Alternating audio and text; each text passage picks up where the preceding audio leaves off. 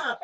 God, what is your problem tonight? It's so good. Did you do some XANADU before we got here?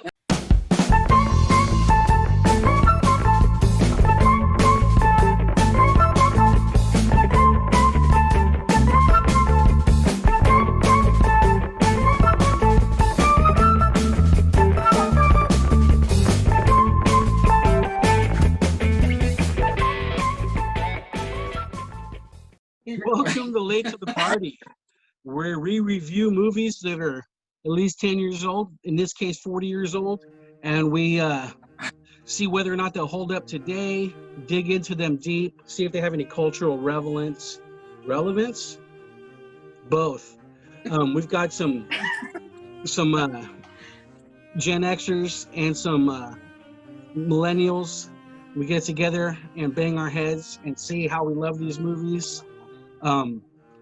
This is supposed to be a fun one because this is a vengeful movie, and it seems like everybody's having more fun than I wanted. I wanted it to be more painful than this. So, but I'm just going to roll with it. We're all smiles. This week's movie is 1980's XANADU. Cue Josh. I already did. Okay.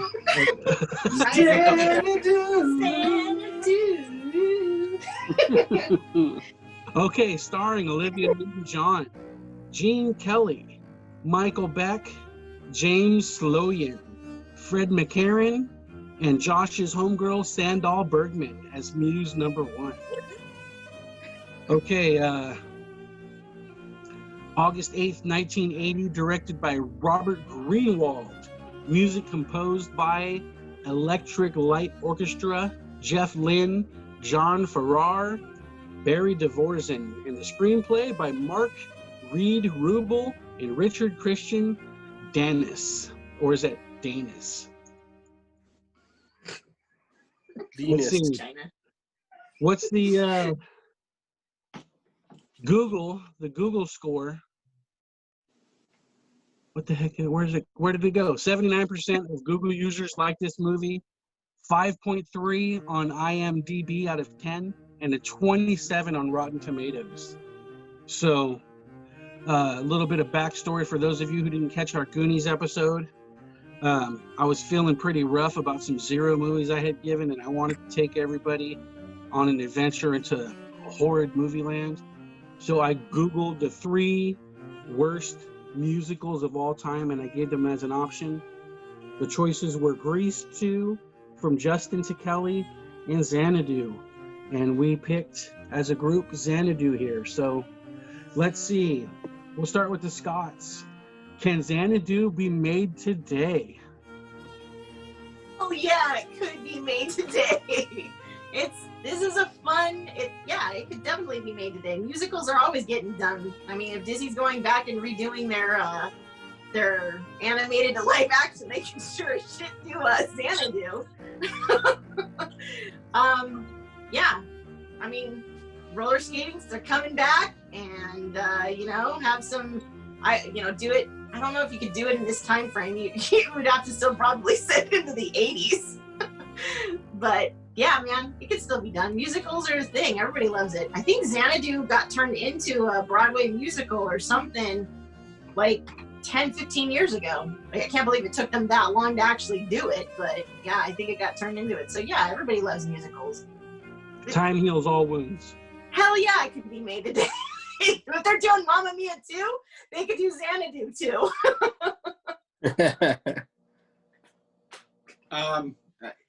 I just want to make it clear from the get-go that my general disposition toward musicals is abhorrence. Mm-hmm. I'm not a fan of musicals. I don't like the idea of song being used as a driver to resolve conflict. And as for this movie being made today, my general first impression is, God, I hope not. It would require a tremendous amount of work. No doubt there was a lot of talent involved with it, and because I despise musicals, I wouldn't even know who you'd get to star in something like that. So I would say no. Let's not do this again. Let's not do it again. Isaac. What up? Yes or no? Today? Yeah, can. Yes. They made The Greatest Showman, made High School Musical 1, 2, and 3, and there's a show, so why not? Disney being behind it, they've just put people in front of California Adventure and just shoot that shit. Hell yeah. The time is now, guys. Let's get some TikTokers. Let's just make it happen. We'll do it. I'll get my roller skates. Let's do it. Do that. Jose, would there be a broad appeal in the Latin American market for a great musical right now? Yes. Yeah, I think so.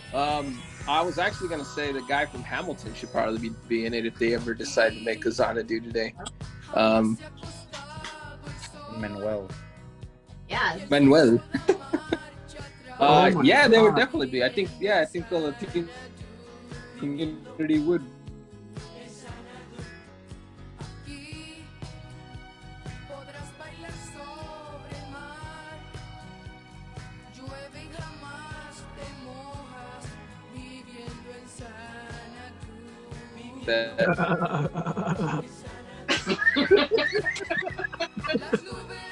Uh-oh, he's That frozen. Latino community internet, too. He's so excited about it. He's frozen. He's gonna let it go.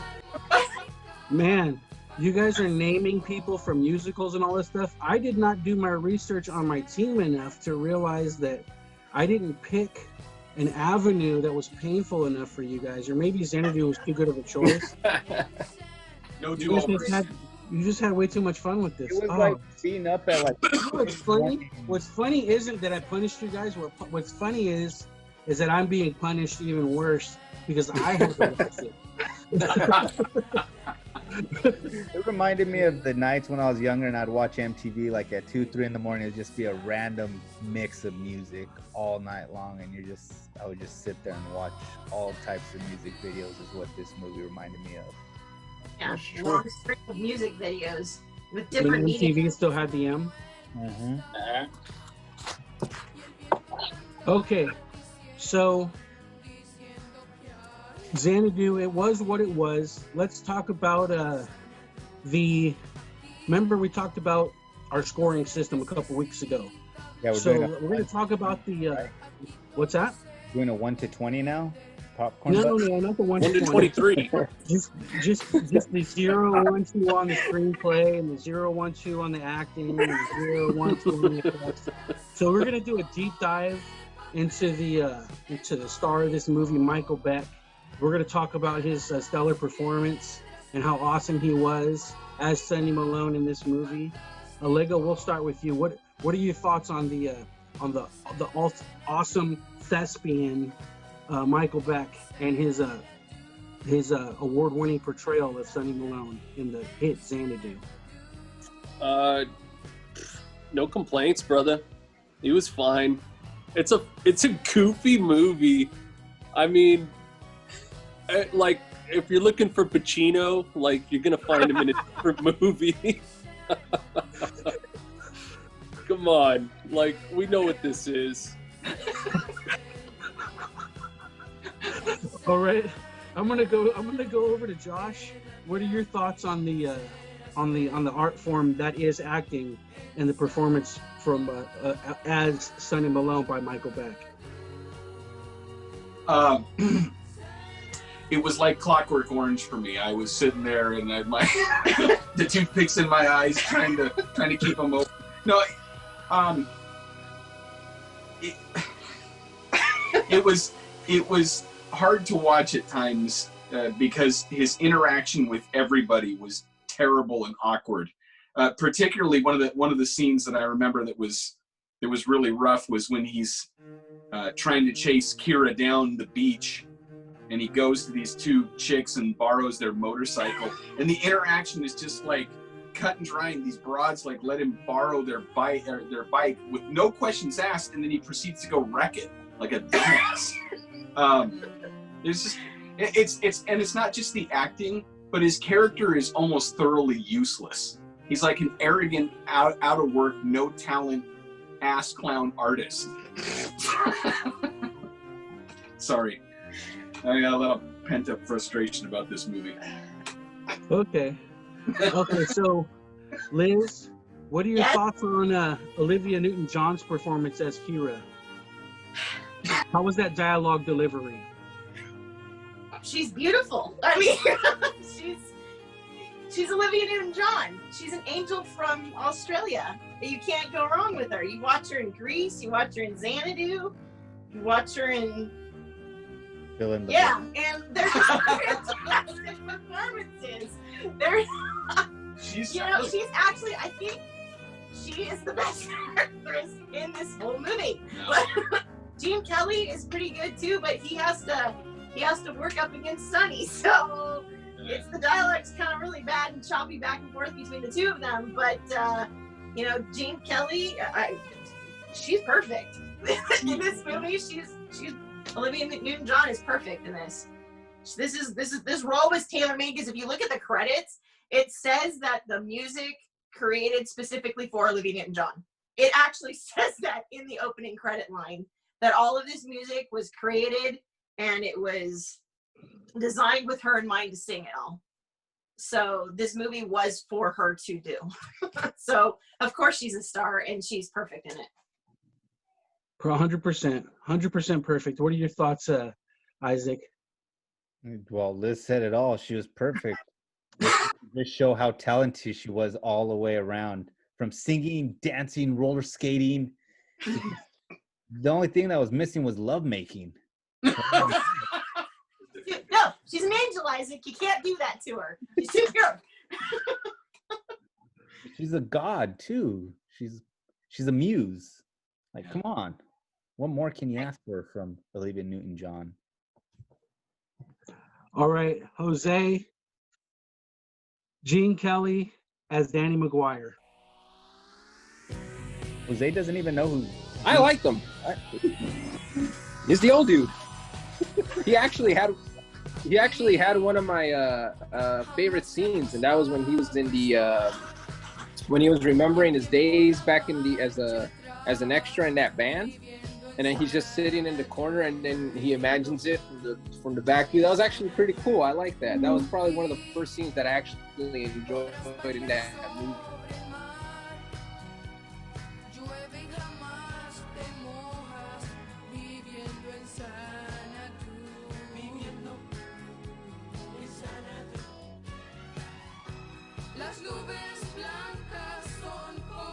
Awesome. So, uh-oh. All right. Anybody else have anything to say about the actors that I didn't ask them specifically, or the wonderful dialogue delivered by Sonny Malone, or by Michael Beck as Sonny Malone? That's he's our answer to The Room's Tommy Wiseau. That's for sure. Awesome. He's an So, 80s Reeves. That's what he was. How dare you? He was a 70s How and dare 80s you? Keanu Reeves. I am FBI. Oh, Keanu's That dad. would be totally what he would be right there. I am an out of work artist. Sorry. Keanu's dope. Don't do that to Keanu. All right. Let's see. Xanadu. All right, so we're going to go around and talk about the special effects for this 1980 movie. How awesome was it when the painting turned into the neon and then became the people? What do you think about the cinematography on that, Lego? Let's talk about the ripped pieces of paper that made its way to that painting in the beginning. Oh yeah, dude, those were sick. It's Mary Poppins. He shredded it up, and then they like Poppins. floated, and he was playing that sick oboe thing. That was awful. Oh man, that was bad. Nate, you had me worried, buddy. When we started this movie, I was like, oh fuck. Oh shit, this one's gonna be rough. But the rest of the movie is pretty fun. That was pretty good. It was a good opening line too. It's like guys like me don't. What is it? Guys like me don't deserve to dream. Right. You gotta throw in the hand flare. Okay, so musicals. I mean, it's tough. It's tough to ask questions about like, what's your favorite scene and what's the worst scene, because your favorite scene would be, oh, my favorite scene is when they danced and sung. And what's the worst scene? Oh, it's when they danced and sung. Like, what are your guys' thoughts about the relevance of musicals just in and of themselves? I haven't really chimed in too much myself, but I'll tell you guys a story that my wife and I had an argument with. And it was like, I really don't like those movies that you like, babe, because it's not real. You know, it's like outer space isn't real. And I'm like, yeah, it is. Look up. There's stars. There's outer space. There's actually our spaceships. And, you know, we haven't found them yet, but I'm pretty sure there's aliens. But you like musicals. And I've never been walking through the kitchen and stubbed my toe and said, my toe, I stubbed my fucking toe. I don't know what to do and I don't know where to go. And then started singing about it. And you like that and that's real, but space isn't. So let's talk about musicals, ? Why? We'll start with Lego.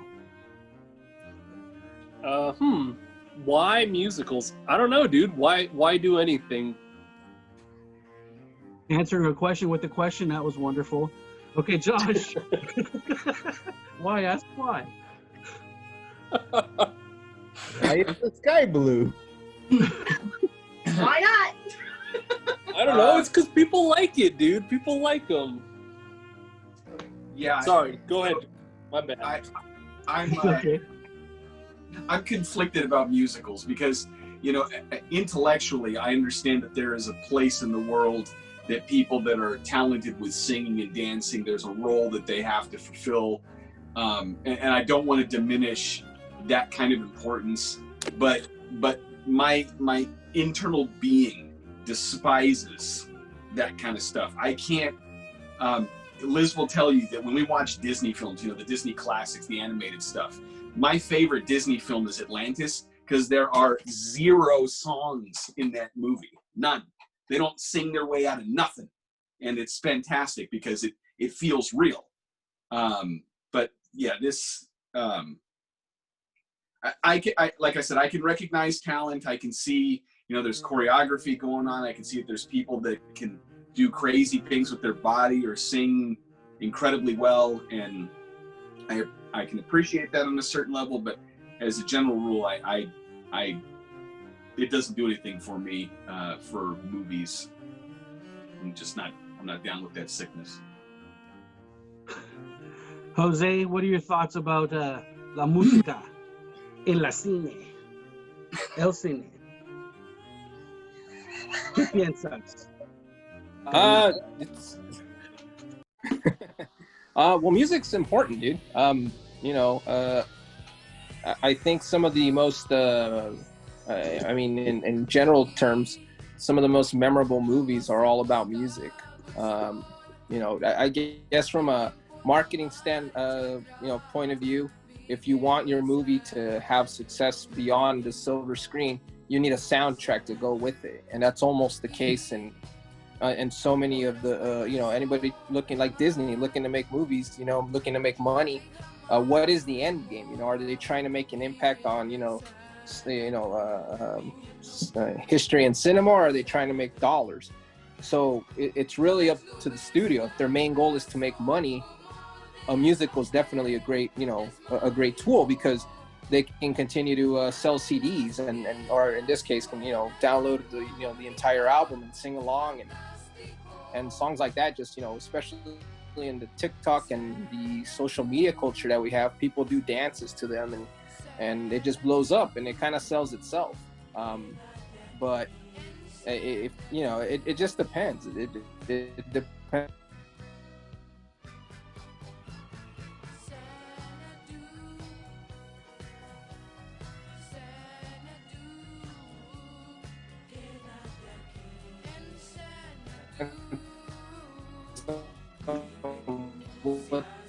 studio's endgame is. If it's money, they're definitely a great tool for them. It just depends on what? I'm sorry? On what the studio's endgame is. It's like, what are they trying? If they're just trying to make money, if they need something to, you know. You're breaking up. I'm trying to get. Yeah, if they're just trying to get a quick book. God, what is your problem tonight? It's so good. Did you do some Xanadu before we got here?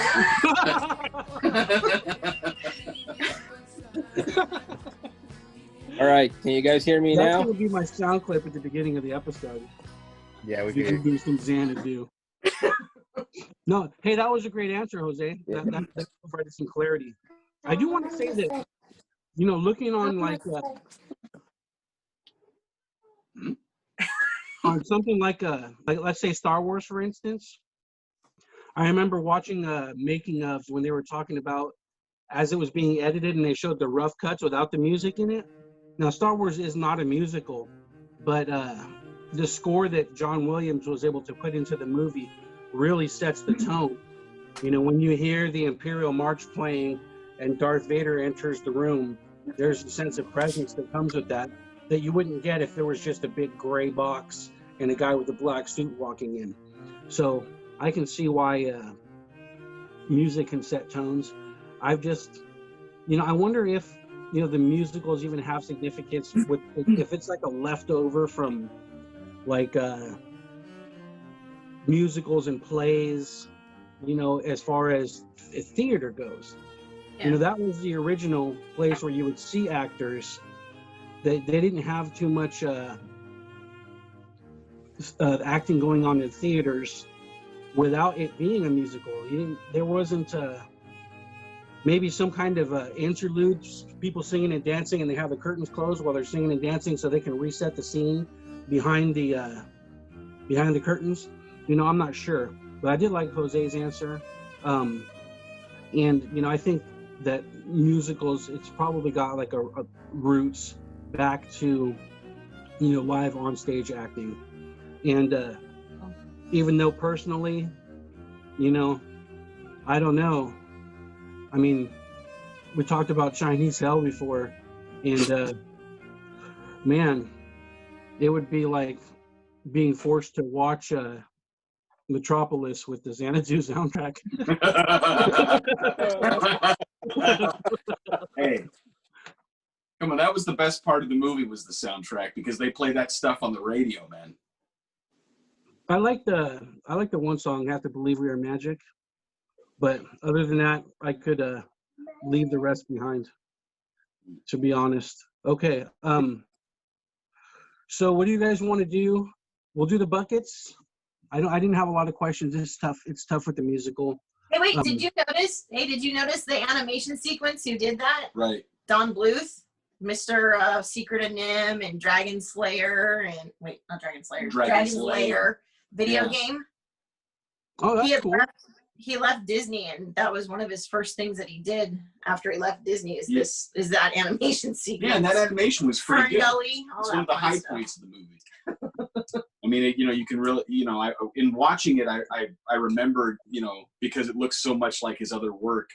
I remembered playing that Dragon Slayer video game back in the day. But one of the things that I was wondering, though, and I didn't really look into this too much, but the way that Don Bluth's animation looks, it looks like it's rotoscope, meaning that they filmed the actors doing their part and then he would draw over them, which gives it that kind of fluid, lifelike feel to it that you don't get out of a lot of other kinds of animation. But yeah, when we saw Greg that, Land?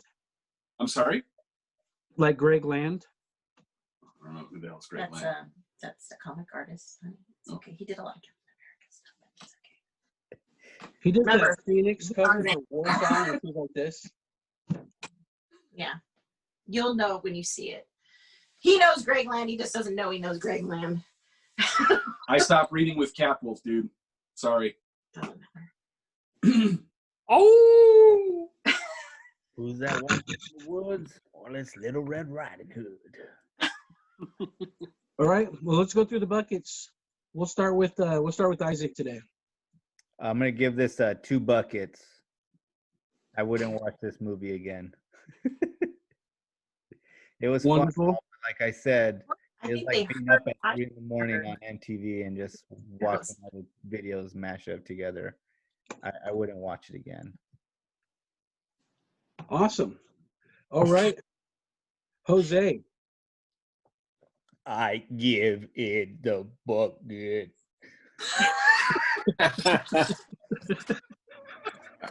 I told everybody to hop off the Wi-Fi, so hopefully you guys can hear me. I liked it. It's like I'm glad you guys brought up the animation sequence because that really was a high point for me. I definitely got to give it kudos for that. But it wasn't the worst thing ever. It definitely wasn't. I enjoyed some of the songs.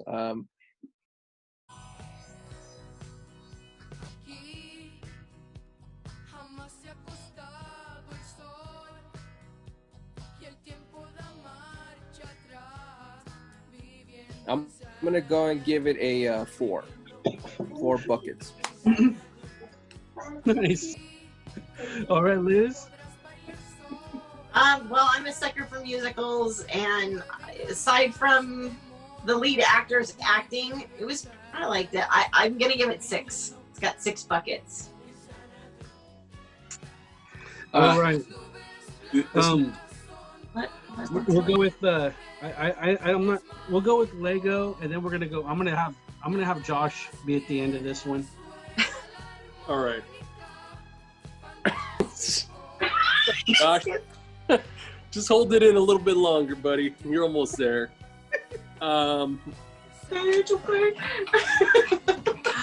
This is a good movie, guys.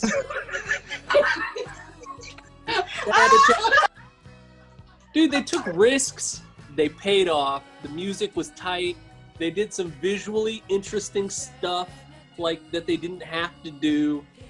It was a challenge, you know. They were working on it and they were trying to figure it out. And I think they succeeded. So I'm gonna give it 10 out of 10. It was a fun ride. I'd watch it all the time. So it's a perfect movie, right? And then so we'll say that the directing is out of 0 out of 2. The directing is a 2. So you're saying that if in order for this to be a 10, I just want to reiterate how awesome your score is. So Michael Beck's performance as Sonny Malone is a perfect acted performance, is what you're saying? He worked with what he had, man. Right. Why you gotta diss the boy? Just let him be. What did he do wrong? What should he have done different?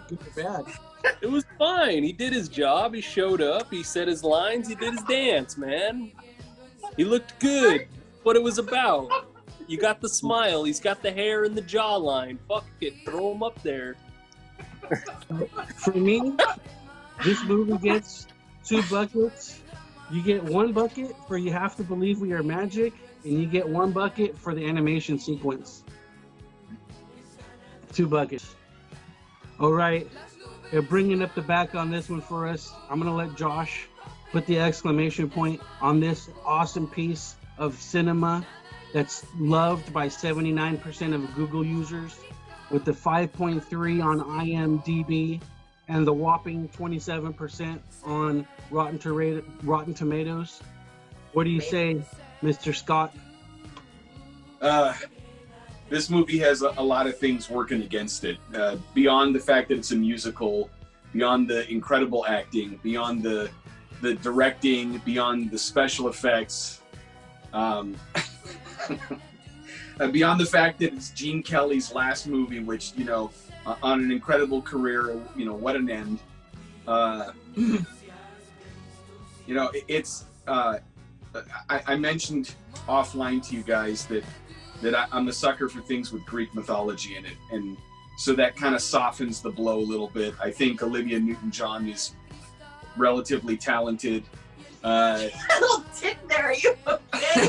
Did you just have like an aneurysm after saying that? Yeah, well, my goal is to not contribute to the cussing for kids at all. So I'm really trying to walk a tightrope here, like in that ending sequence.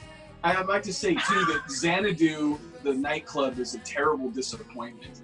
It's like this chaotic, like circus act thing that combines dancing and roller skating and other performance acts of daring do with no alcohol to like soften the blow in any way. How many friggin' buckets?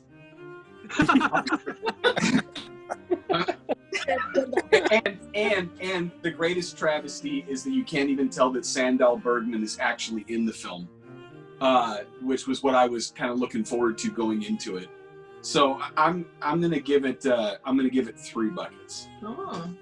3 buckets. Oh. I'm giving it 1 for the animation, 1 for Olivia, and 1 for the Greek mythology. Fair enough. All right. So what are we gonna do now? We're at an impasse where we're trying to select who's gonna get the next movie. How are we gonna do this? Not ready. Where goes? Well, how many of us there? 6? Do it. Don't we have a 6-sided die somewhere we can roll? No, some of us have already said not it. That doesn't count. Oh, Are you ready? am I ready? Well, I have to get my phone. That's where my list is. Give me here. I need to find the. Okay. Oh my God. So we're gonna keep the same type of categories that I had before. We'll do 2 different genres. One genre will be war movies, and the other genre will be classic horror films. War. I want war. It's good. It's good. Can this you time. can you Promise. elaborate on classic horror? Are we talking like We're talking Nosferatu? Universal. We're talking 1950s and 60s horror films. War? Oh, war. War. You guys are awful. Okay. Oh. What is it good for? Well, you're in luck because in choosing war, you're getting some of the best. So, yeah, your options for the war genre, gentlemen and lady. And I just knew what classic horror was. So, your options are going to be 300, The Patriot, or Inglourious Bastards. Inglourious Bastards. Dang, Glorious Bastard. So that's 2 for Inglourious Bastards. What else? I want to let you guys go because I'm kind of down for, like, I'm feeling 300, but I really like Inglourious Bastards. So It's kind of election day tomorrow. I'm going to say The Patriot. Ooh. Crap, is it on me again? yeah. Son of a biscuit. Yeah, I'll do Glorious Bastards. It's been a while since I've seen that one. All right. No. Yeah. Inglourious Bastards it is. Inglourious Bastards came out in 2009, so it's well within our limit. Nice. Nice. Very nice. There you go. What's Nate doing? I have no idea. He's making notes for the future. Writing down Glorious Bastard. Sorry, I'll make that flow. And according to my notes from a couple of months ago, when the last time I did this was, it was on Amazon and Sling, if that makes any difference. But it's the Scots, so you have to pull a page out of the FU. Find it on your own. Well, hey, I have it on DVD, so I'm not particularly Yeah, so worried. find it on your own. I have it. I have it. And I think it's on Netflix. You might have switched it over. Yeah, so it's on Neff. That one. I hope you guys enjoyed our feature of Late to the Party with Xanadu. It was so action-packed and fun. Boys and girls of all ages. Maybe next time we do a musical, we can sing and dance. Or probably not. That being said, stay tuned next week where we will bring you Inglorious Bastards. For Late to the Party, this is Nate the Great signing off. I'm Isaac. I'm Jason. Jose. Liz? And Josh. See you next week.